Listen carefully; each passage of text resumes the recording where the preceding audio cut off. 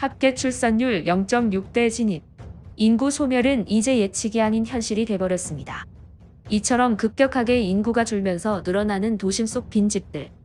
도시 경관 훼손은 물론 안전사고와 각종 범죄 위험에 노출되기도 합니다. 늘어나고 있는 도심 속 빈집, 이렇게 방치해도 되는 걸까요? 부동산 시장이 가열된 서울의 일부 지역에서는 주택 부족으로 어려움을 겪고 있는 반면, 동시에 다른 지역에서는 빈집 증가로 인해 어려움을 겪는 모순된 상황이 벌어지고 있습니다. 현재 전국적으로 빈집 수가 급격히 증가하고 있으며 앞으로 더 심각해질 것으로 예상되고 있습니다. 구에서는 빈집이 방치되고 있으니까 뭔가 조치하려고 하는데 서류상에 있는 소유자는 돌아가신 거예요. 그러면 그 다음은 누구한테 연락을 해야 되는 거냐? 이 연락부터 하기가 어려워요. 소유자가 누군지 그분들을 연락하고 그분의 의사는 어떻게 되는지 파세요, 어떻게 정비하세요.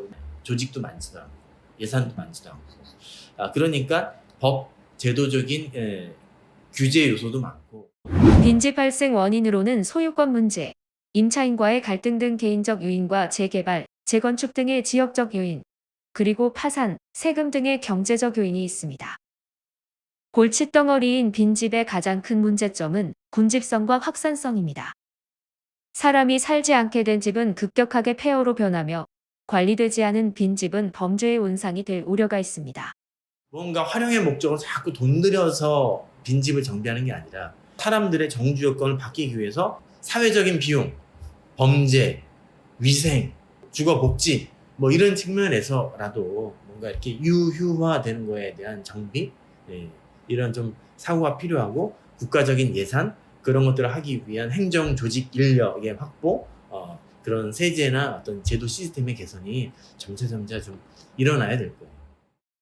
현재 대전광역시가 설정한 빈집 매입 조건은 적절할까요?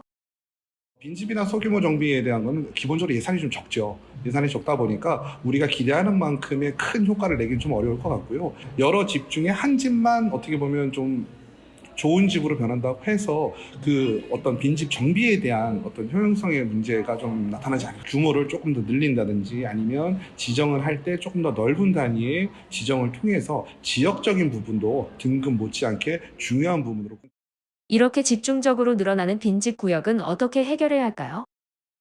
뭐 청년이나 뭐 경제적인 약자 이런 분들한테 시세보다 조금 저렴하게 공급해서 할 수 있다면 복지 측면에서 복지는 가격을 뭐 내리고 하는 것보다는 무언가 사회적인 약자한테 혜택을 주는 원도심도 기본적으로는 사람들이 모일 수 있는 교통 자체는 편리합니다. 하지만 그 구역 전체가 낙후되었기 때문에 어떻게 보면 인구가 모이지 않고 사람들이 좀 발길이 뚝 끊기면서 침체를 겪고 있는 도시화 현상이거든요. 그러니까 빈집과 소규모 정비라는 컨셉은 어떤 우리가 기존에 있었던 원도심보다는 조금 외곽 지역의 빈집에 맞춰서 어떻게 보면 좀 인구 밀도가 좀 낮은 지역에 포커스를 갖는 게 조금 더 좋을 것 같아요. 원도심은 우리가 일반적인 정비 사업이나 대규모 정비 사업에 맡겨놓고 빈집과 소규모 정비 사업은 또 다른 적절한 지역을 찾는 게 더 바람직할 것 같습니다.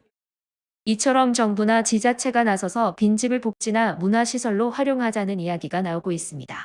그러나 빈집은 앞서 이야기한 것처럼 대부분 사유재산이기 때문에 소유주의 동의 없이는 정비 사업을 진행하기 어렵습니다. 행정에서 이거 빈집 사용 안 하면 흉물스러우니까 집이라도 철거하세요 라고 하는 순간 세금이 올라갈 수 있단 말이에요.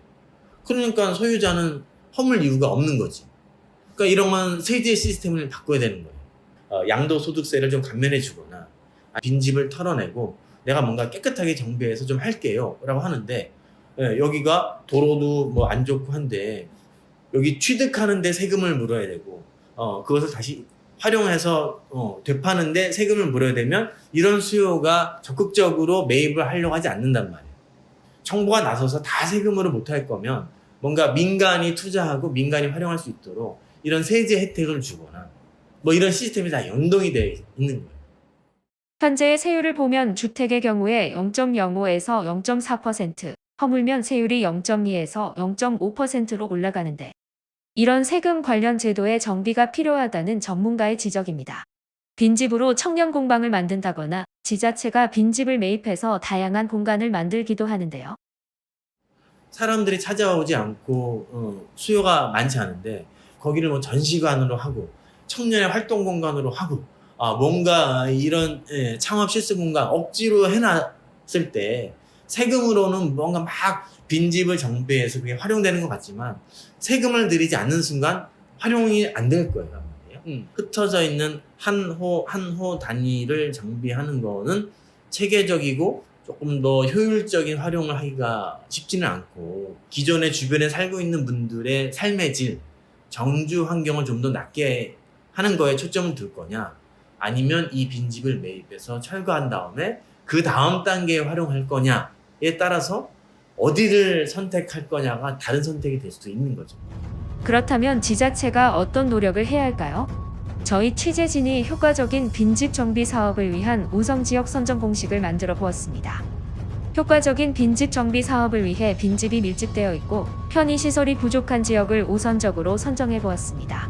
빈집 문제 해결을 위해서는 빈집 밀집도를 수치화하고 주차장 및 공원 등 생활 편의시설 부족 지역을 데이터로 분석하여 우선적으로 정비하는 것이 필요합니다. 또한 데이터 기반 의사결정 시스템을 구축해 효과적인 예방 및 관리가 이루어질 수 있도록 해야 합니다.